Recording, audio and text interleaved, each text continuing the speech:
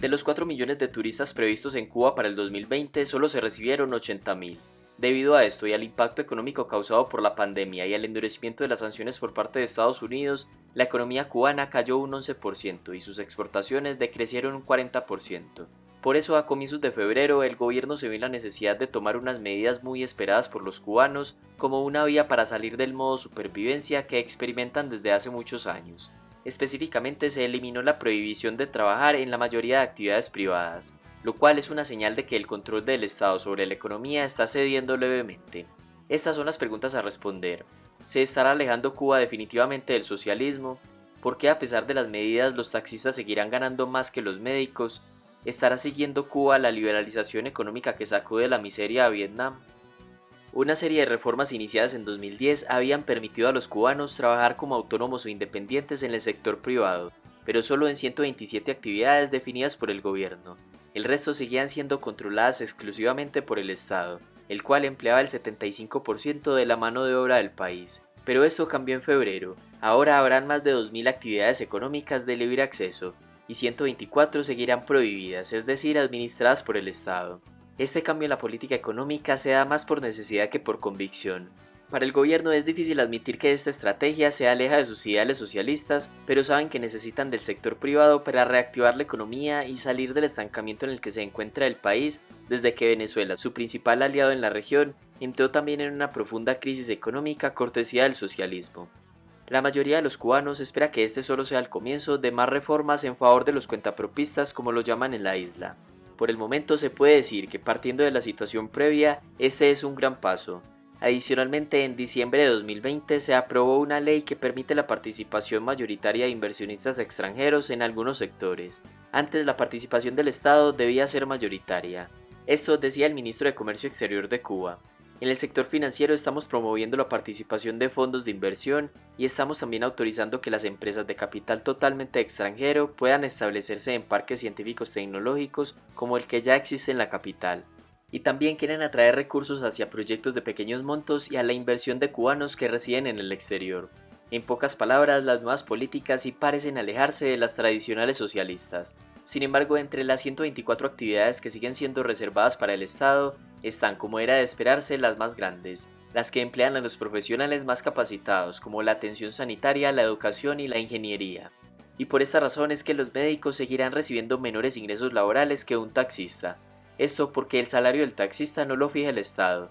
Su actividad funciona como un negocio privado, lo cual le permite cobrar a los turistas altas tarifas.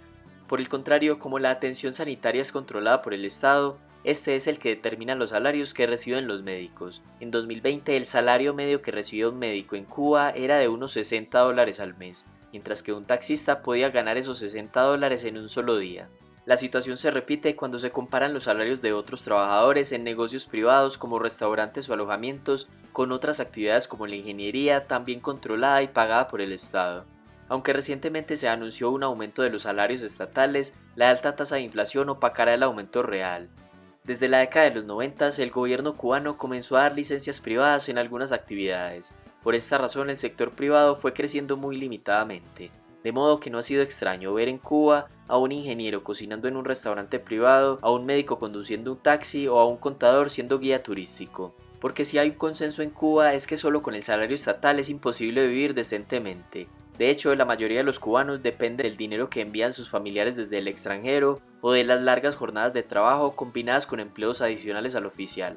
Todos en Cuba son conscientes de esta situación, pero el gobierno no puede darse el lujo de abrir estas actividades vitales porque estos trabajadores altamente calificados se irían al sector privado a ganar mayores salarios, y como consecuencia ya no se podría ofrecer salud ni educación gratuita universal, que son las banderas de su modelo, debido a que esto es solo posible gracias al sacrificio de los profesionales que reciben salarios extremadamente bajos. Por eso sigue conservando el monopolio de estas actividades, para justificar su modelo económico y evitar que el sector público disminuya fuertemente. La única forma de que los médicos puedan ganar mayores salarios es aplicando a misiones médicas en otros países. En estas situaciones, los profesionales podrían estar recibiendo $3.000 o $4.000 mensuales. Aún así, el gobierno se queda con el 75% o más de ese salario. A pesar de que estas situaciones persistirán, las nuevas medidas son un paso inicial para progresar económicamente, al menos en algunas actividades. pero aumentar tímidamente las libertades económicas y reducir las restricciones al sector privado no se traduce en un aumento de la libertad política o la libertad de expresión. Y aquí es donde Cuba ve a China o a Vietnam como posibles modelos a seguir. Países que han liberado sus economías pero la represión persiste. Países que han privatizado empresas y se han abierto al libre comercio pero el Partido Comunista mantiene el poder. Por ejemplo, en Vietnam antes de 1986, la planificación central del Estado era dominante. El comercio y la industria estaban nacionalizados, y la agricultura colectiva impedía a la mayoría de los ciudadanos tener parcelas agrícolas privadas. Pero en 1986 el Partido Comunista de Vietnam comenzó a introducir unas reformas económicas para liberalizar su economía.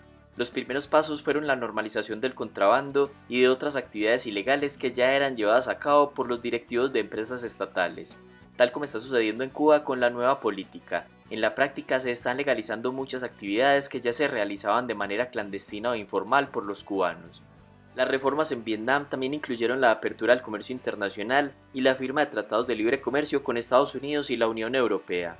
El resultado más visible de estas reformas es que en 1993 más de la mitad de la población vivía en situación de pobreza extrema. Para 2019 era solo el 2%, y tras el ingreso a la Organización Mundial del Comercio sus exportaciones se triplicaron. El modelo económico de Vietnam está lejos de ser un ideal a seguir, y aún existen numerosas empresas públicas ineficientes y persiste una excesiva represión a las libertades civiles, pero sí podría ser una guía para Cuba en el largo plazo, por lo menos en cuanto a los beneficios económicos que podría traer las menores restricciones al sector privado. Partiendo de la experiencia vietnamita donde todavía gobierna el Partido Comunista después de más de 30 años de introducidas las reformas, se podría decir que faltan décadas para que en esta isla del Caribe se termine el sistema económico socialista y el régimen cubano. Alguien decía que no se debía desperdiciar una buena crisis, y de la única forma que Cuba ha anunciado importantes reformas ha sido experimentando graves crisis. Antes de la década de 1990, Cuba sobrevivía prácticamente gracias a los generosos subsidios de la Unión Soviética. Cuando esta se disolvió, Cuba dejó de recibir las ayudas y fue unos años más tarde cuando comenzó a otorgar licencias en algunas actividades privadas. Años después, su economía se vio beneficiada por los petrodólares venezolanos. Su economía se sostenía, pero la crisis venezolana combinada con el COVID-19 provocaron de nuevo la necesidad de implementar las medidas ya mencionadas. ¿Por qué a pesar de la evidencia el socialismo disfrazado de justicia social sigue siendo tan popular en España y en Latinoamérica? Hasta acá el video de hoy, gracias a todos por llegar al final.